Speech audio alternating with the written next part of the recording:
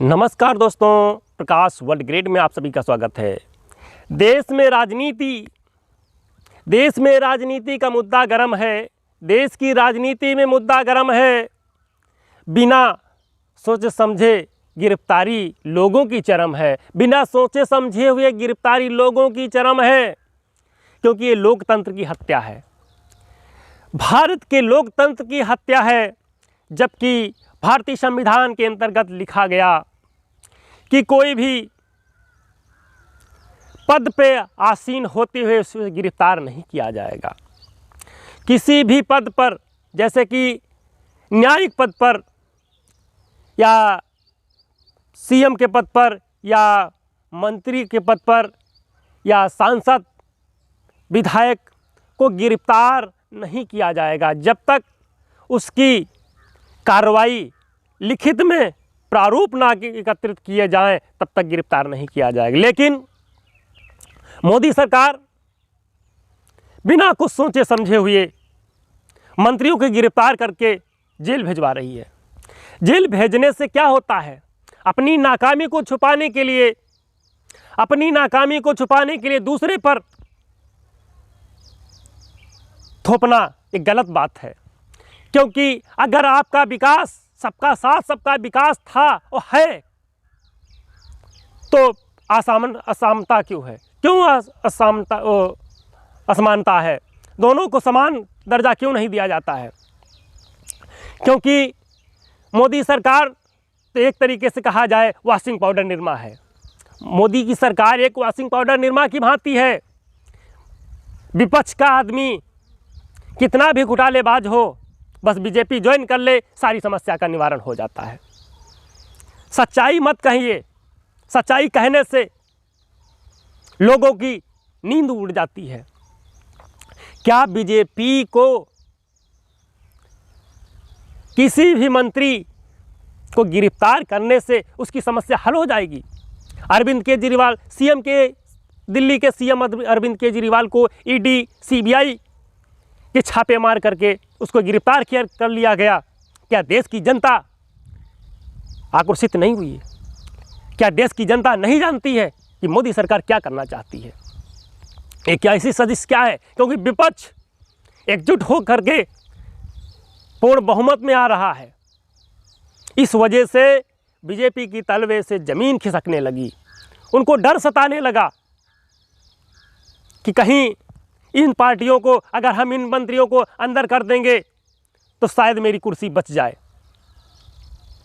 क्योंकि मनीष सिसोदिया को और अरविंद केजरीवाल को शराब घोटाले में गिरफ्तार किया गया। और इतना ही नहीं, शराब घोटाला था तो साक्ष्य क्यों नहीं प्रस्तुत किए गए? क्यों नहीं उसके प्रमाण प्रस्तुत किए गए अगर घोटाला था? लेकिन घोटाले में सिर्फ मंत्री ही नहीं, भ्रष्ट अधिकारियों का भी हाथ होता है। क्या बीजेपी सरकार में मंत्री लोग घोटालेबाज नहीं है?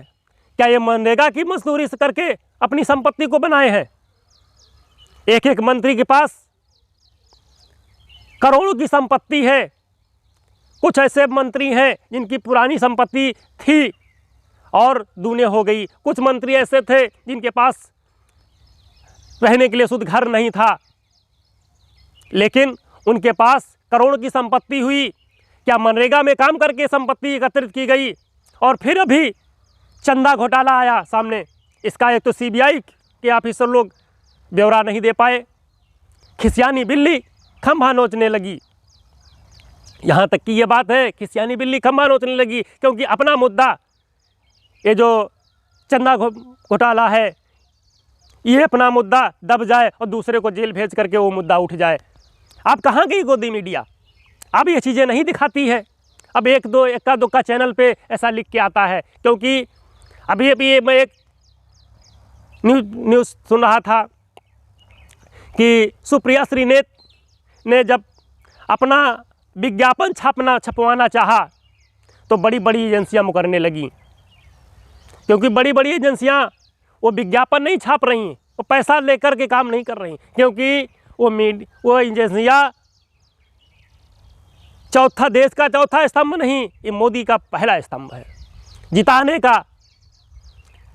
अगर देश के टीवी अखबार हैं, मैं देश की आम जनता से विनम्र निवेदन करता हूं कि ऐसे टीवी अखबार देखना बंद करिए जो आपके लिए, आपके भविष्य के लिए खतरा उत्पन्न करते हों, आपको गुमराह करते हों।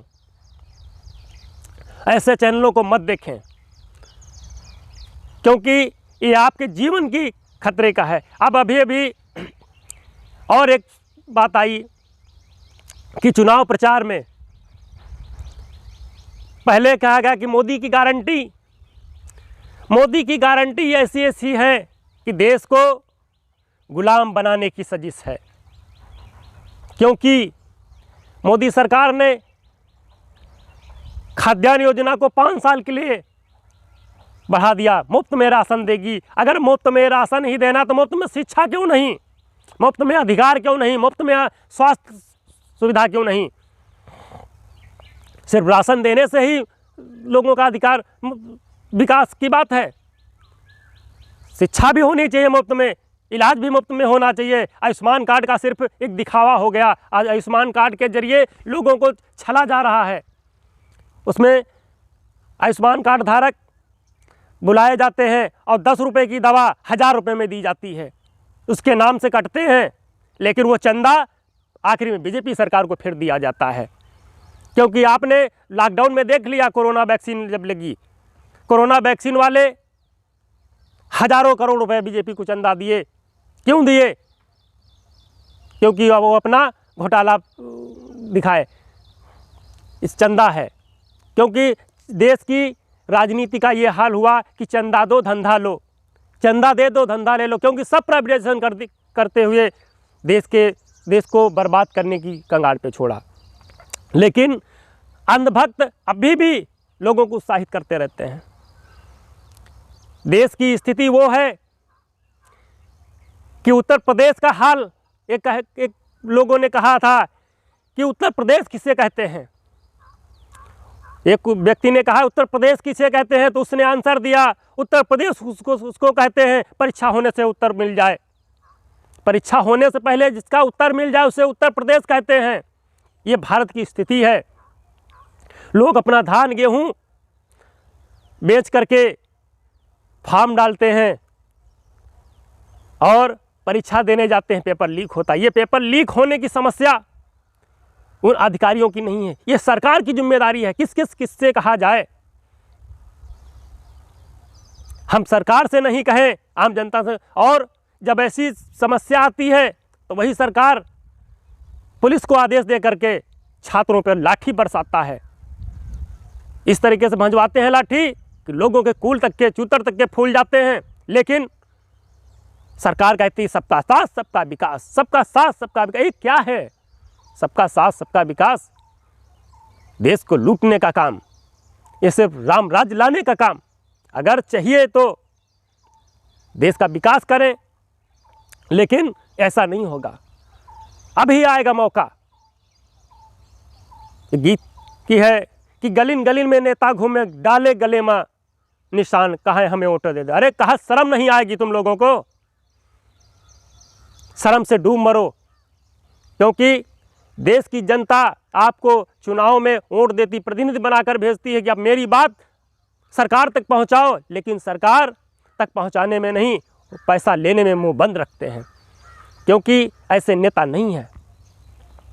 अपनी बातों को समझो और विचारों को बताओ, लेकिन आप अपने लिए घोटाला नहीं है। सरकार वेतन देती है, लेकिन 100 रुपये की कीमत वाला व्यक्ति करोड़ों की संपत्ति का मालिक बनता है। सरकार कभी भ्रष्टाचार नहीं करती है, ये वादा है, ये दावा करती है। सरकार किसी की बनी हो, लेकिन सभी में कुछ ना कुछ भ्रष्टाचारी होते हैं। तो भ्रष्टाचारियों की लिस्ट आप लोग के सामने आ जाती है और बाद में वॉशिंग पाउडर में धुले जाते हैं। तो नमस्कार दोस्तों, आप देखते रहे यूट्यूब चैनल को और आगे बढ़ाते रहे। जय हिंद, जय भारत, जय भीम।